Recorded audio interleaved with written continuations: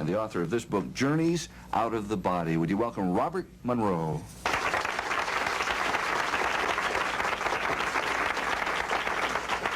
It is indeed a problem. How does one follow From body to out of body. What is an out-of-body experience? Well, an out-of-body experience is a state of being, a state of awareness, a state of action, separate and apart from the physical body. About 25% of the population throughout the world, I guess, has this spontaneously take place that they're aware of at least once in their lifetime. No, what happens? Yeah. What happens?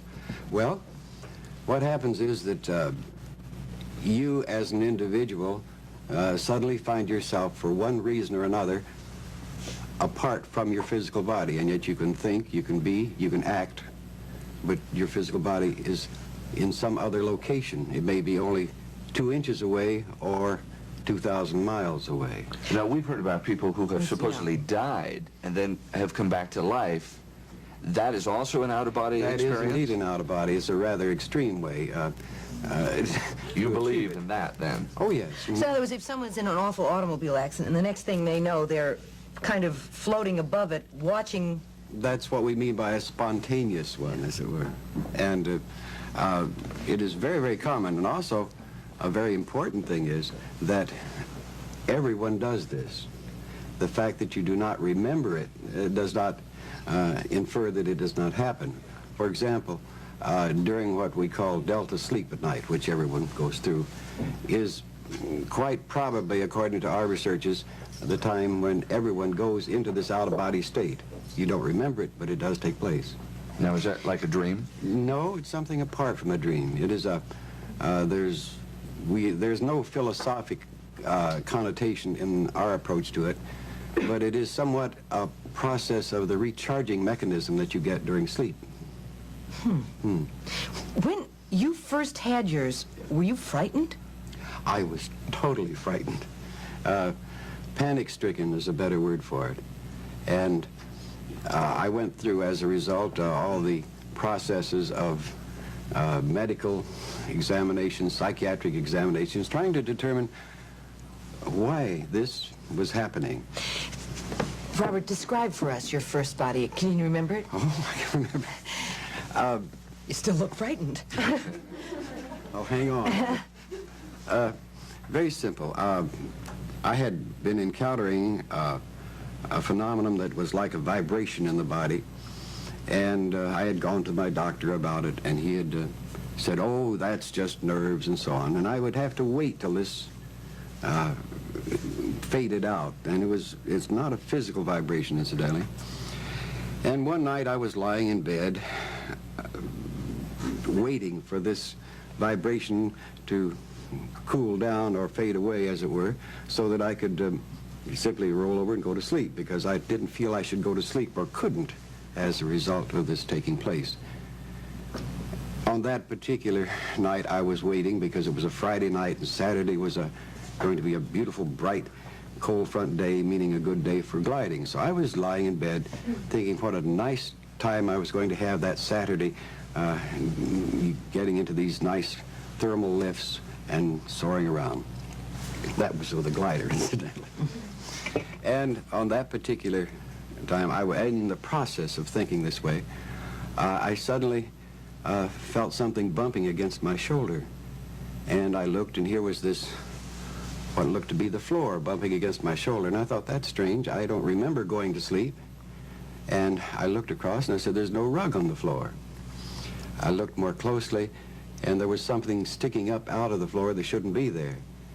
And trying to perceive what this was, I got a real close look, and it was the chandelier. And in desperation, I realized that I was not bumping against the floor, I was bumping against the ceiling. And I flopped around in the air and looked down, and there below me was the bed, and here was my wife in bed, and here was a man in bed with my wife. Oh. And my first response is, well, this is an odd kind of Freudian-type dream. And I thought, well, I better get a good look at this man who was in bed with my wife.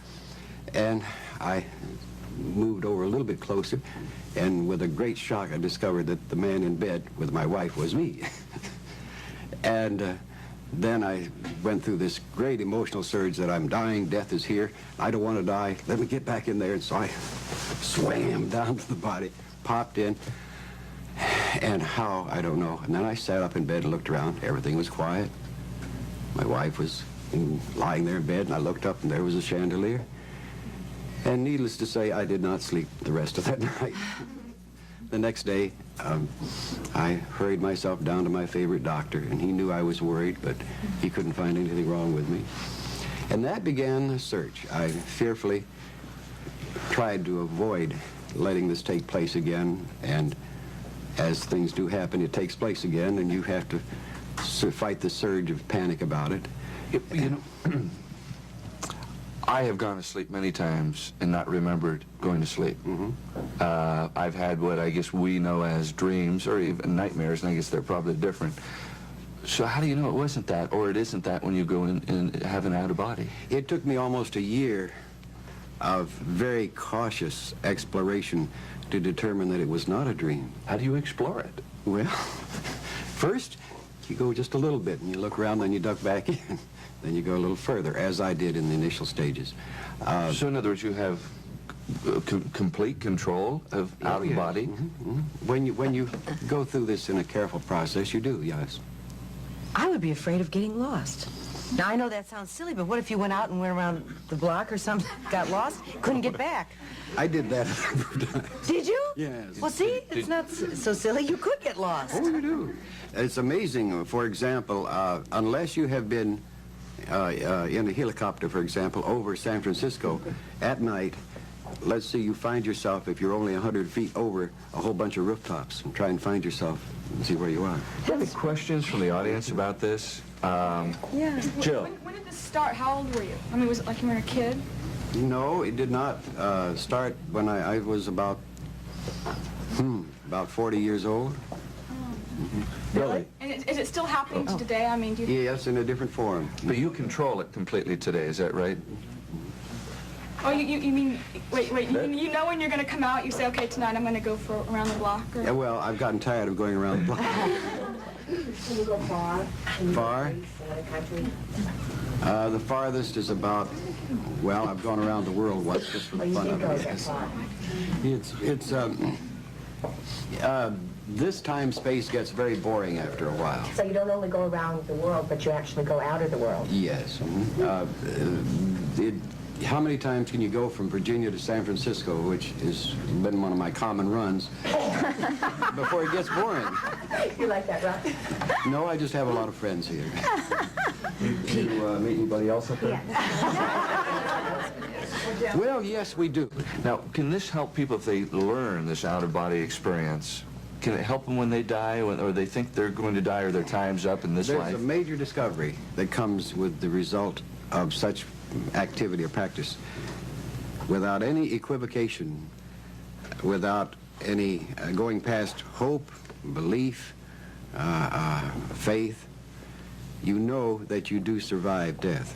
This changes your overview, your perspective. You have that knowledge, and it's not a religious thing. It's not a philosophical thing. It's a very, very pragmatic thing that you do survive physical death. And you also, as it says in your book, can take terminal patients and relieve them of their pain by getting them to work This is what out we of do. body. We let them establish a beachhead where they're going so that they're totally familiar with where they're going, and then their fears evaporate completely, and they make nice, neat plans with some friends of theirs there to have a welcoming party, as it were. So you're not afraid of dying at all, are you? Well, yes, I don't particularly want to. I have too much to do here, but I'm not afraid of it. I would think I would get rather irritated that if I had to die now, I'd be irritated. Is it now. possible, since you've had these out-of-body experiences, you know how you're going to die? Have you seen yourself die yet? Yes and no. I should give you one illustration that is important to me. I've passed the 20-year mark in this exploration, and I think that I have done this for two reasons. One, to prove that you can do this and still stay physically alive. And the second is that you can do this and still stay reasonably sane. Two important points, I might add.